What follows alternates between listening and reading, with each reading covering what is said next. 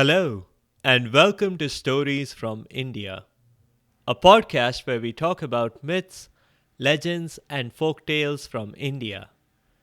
I am your host, Narad Muni, and I'm a mythological character myself. I have the gift of eternal life and knowledge of the past, the present, and the future. By profession, I'm a traveling musician and a storyteller. So the way I'm doing my job is by podcast. The results are in.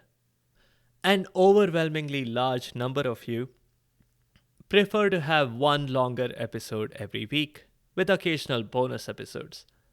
So that's the model that we will be switching to in the new year.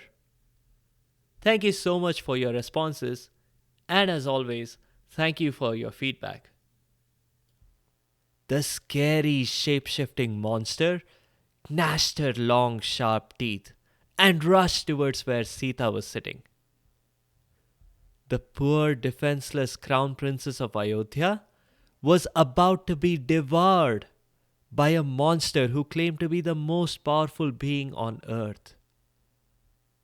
We'll get to the suspenseful scene between Sita and the monster soon enough. But let's do it in the order in which it actually happened in the Ramayana. The story so far: Ram, the crown prince of Ayodhya, became the victim of some power play when his stepmom demanded that he give up the throne to her son Bharat and that he be banished from the kingdom for 14 years. In exile in the forest, Ram was accompanied by his wife Sita and his brother Lakshman, who both chose rags over riches. Bharat was completely in the dark about what his mother had been up to. He returned from vacation to find his father was no more, and that he himself, and not Ram, was the king. He sought out Ram, but Ram refused to return to Ayodhya, and Bharat had to reluctantly agree to rule instead. Since then, Ram, Lakshman, and Sita met and defeated a monster here, a Rakshas there, met a Rishi here, got a blessing there, generally earning a reputation for crime fighting. Fighting against baddies, helping Rishis out, that sort of thing. They decided to move from where they were staying in Chitrakoot to the Dandaka forest. Not only because Ravan's brother Khar was systemically eliminating everyone in the forest, although that did make their lives a bit harder without neighbors. They just had too many unpleasant memories, including being informed of Dasharath's demise. So they packed their bags and moved to Panchavati in the Dandaka forest. Well, within minutes of their arrival, Sita was abducted by a Rakshas. But thankfully, within minutes of that, Ram and Lakshman had freed her. Check out some links in the show notes if you want to hear more of those stories. But we'll continue the story right there in the Dandaka forest. Ram, Lakshman, and Sita went deeper into the forest. If you're wondering how they knew their way, they did not have a GPS and stuff. But they did have a map that was printed on the back of a leaflet from the Dandaka Forest Visitor Center. The Rakshas had kindly offered it to them right before their battle with him. So, the trio decided on an unoccupied part of the forest, with promising lake views and adequate tree cover. When they got there, they loved the spot.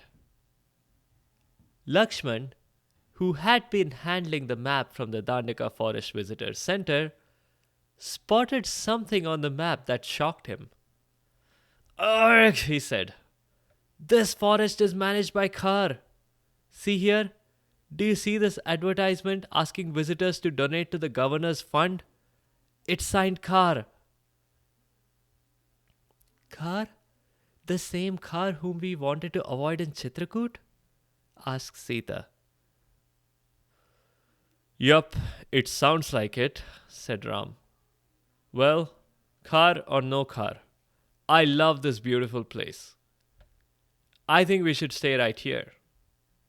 If he does his job governing this place, we'll do our civic duty and pay our taxes." Lakshman spoke up. "Speaking of doing our duty, I'm going to go look around a bit. Maybe find some wood to build a cabin with." And he walked off. "I'm going to go talk to the neighbors," said Sita. "You never know when you may need to borrow a cup of sugar or something." Meanwhile, Ram went about planning the layout for their house and an archery range for them to practice. Lakshman did find several trees that he could use to chop down and build a home with. Not bad, he thought.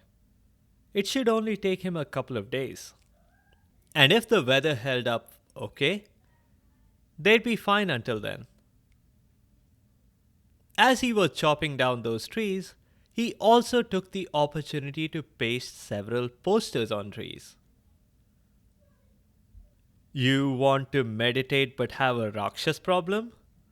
Call Ayodhya Brothers Pest Control Private Limited. Satisfaction guaranteed. Scan this QR code to read our customer reviews." Ram had hesitated to put that last bit in there, seeing as most of their customer reviews were focused more on their appearance and lineage rather than their work. But Lakshman had insisted. Every advertisement needed a customer review link. Without it, it would look unprofessional, he had said. Fast forwarding a bit, it was one nice sunny day. Sita was knitting a sweater for the winter months ahead. Lakshman was putting the finishing touches on the house. A window here, a window there. In just a matter of hours, he did all kinds of furniture assembly that would have taken an ordinary human being weeks or even months. Ram was idly sitting by, wondering about this and that, when he was approached by a lady. A very beautiful looking lady. "Hi there," she said to Ram. "What's a handsome guy like you doing in a place like this?" Responding to the letter of the question rather than its spirit, Ram summarized his life story. He did leave out the parts before he was born, and how Ravan had terrorized the whole world, and how the Devs had appealed to him in his Vishnu form. That was a good thing, you'll soon see why. Anyway, Ram wrapped up by saying, "But that was just a quick summary. If you want the real scoop, check out Narad Muni's podcast, sfipodcast.com, under the category Ramayana. You'll get the full story there. He also has a lot of other things there besides. Things that have yet to happen, like the Mahabharata, Akbar Birbal stories, folk tales, etc." "Thanks for the suggestion," said the lady. "I've added it to my play queue." "Now you know everything about me," said Ram.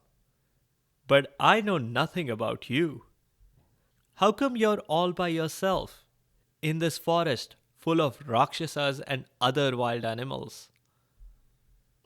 The lady should have taken offense, because she was a Rakshasi herself. But She did not. She was hopelessly in love. She decided to overlook this offense by the person whom she thought would pretty soon be her husband. She replied patiently, I am Meenakshi, but I prefer to go by Shurpanakha. I am a princess of Lanka. If you haven't heard of me, that's okay. I generally keep a low profile. You may have heard of my brothers, though, Khar and Dushan, and maybe Ravan too, the king of Lanka. I am more powerful than all of them, but they won't admit it. Now, as a Rakshasi myself, I ought to be offended by your last remark. But I take a broad view on such things. You're simply ignorant. Nothing that can't be fixed. You just need the right company. So now, how about getting a drink together? I know just the pub, and if we leave now, we can make it in time for happy hour. Shurpanakha, it's very nice of you to offer, but I can't. I am happily married to Sita over there. And as much as I hate to disappoint you, I must. But how about asking my brother Lakshman? He's the one working on the roof over there. Shurpanakha looked at Lakshman and almost squealed in delight. He's the guy from the Ayodhya Brothers Best Company posters, she said. I have those posters all over my bedroom wall. What a lucky break. Sorry, Ram. I know you're very badly interested in me, but my heart lies with your brother. She rushed to Lakshman. Hey, Lakshman, come on down, please. This was not the attention that Lakshman had hoped to gain when he had put his photo on the advertisements. But a potential customer must never be turned away, according to his business principles. He got off the roof and said, Yes, ma'am.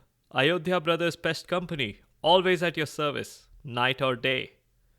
Now, who's the Rakshas who's troubling you? I'd like to introduce them to my sword here.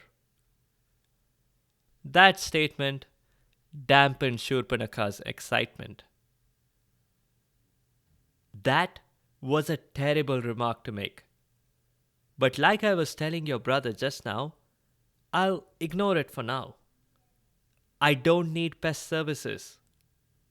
I'm just thinking that perhaps, you and I, we could grab a drink, get to know each other. Maybe I'll even explain how your biases are vilifying Rakshasas everywhere. You mean you're basically asking me out? Like a date? Asked Lakshman. Basically, said Shurpanakha. But hurry, we don't want to miss happy hour. Lakshman thought a moment and said, I'm flattered. A high princess of Lanka, sister of Ravan and sister of Khar and Dushan, asking me out? Even though I'm just a construction worker slash janitor slash butler slash bodyguard. Ram, my brother, is the crown prince of Ayodhya. He is going to be king one day. Why don't you ask him? I did already. I rejected him. He's already married to Sita, she replied. Have you asked him if he'd be willing to, divorce Sita and hitch up with you instead? Asked Lakshman, jokingly, even though he did have an inkling that he might regret that remark later. I never thought of that, said Shurpanakha, and headed back to Ram. When Ram heard the suggestion from Shurpanakha, he thought, Oh, clever Lakshman. I see this is your way of playing ping pong. Well, Here it comes. To Shurpanakha, he said, "Did you know Lakshman is actually a prince and next in line to the throne?" But the moment he began speaking, Shurpanakha had started thinking in another direction altogether. She slowly began transforming back into her original appearance. "It's bias. That's what it is," she said. "You can't stand me because I'm a Rakshasi. Well, I'll show you how Rakshasis solve problems." Her appearance had changed dramatically now. Gone was the beautiful lady. Here before them was a hideous monster with long, sharp teeth and powerful arms. "You know why they call me Shurpanakha?" she continued, as she showed off her long fingernails that seemed as sharp as knives. "Oh, poor you," said Ram.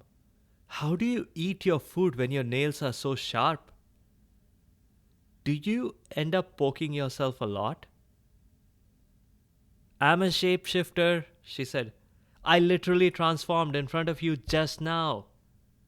But since you brought up food, I'll demonstrate how I eat.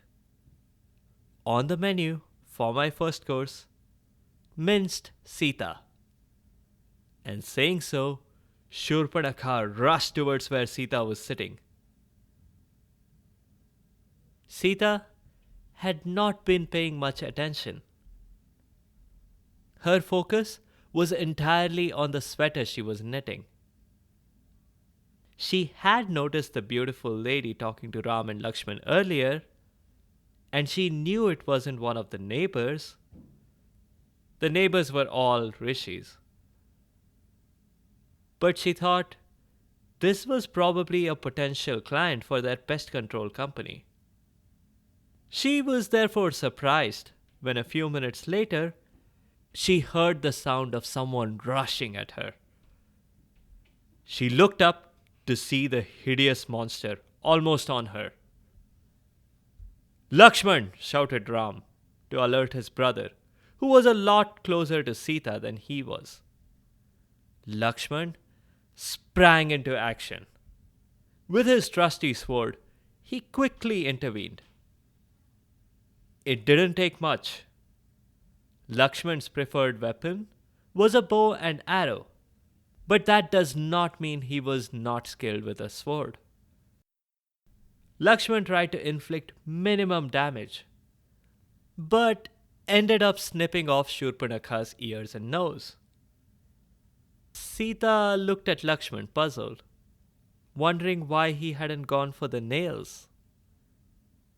Why he had instead attacked Shurpanakha's ears and nose. Shurpanakha decided not to continue the fight. She hurried away, promising war, promising to bring back her brothers. Lakshman yelled after her, "Bring it on! If you really are more powerful than them, they will need to do a lot better than that. Tell them to bring an army, or bring 10 armies."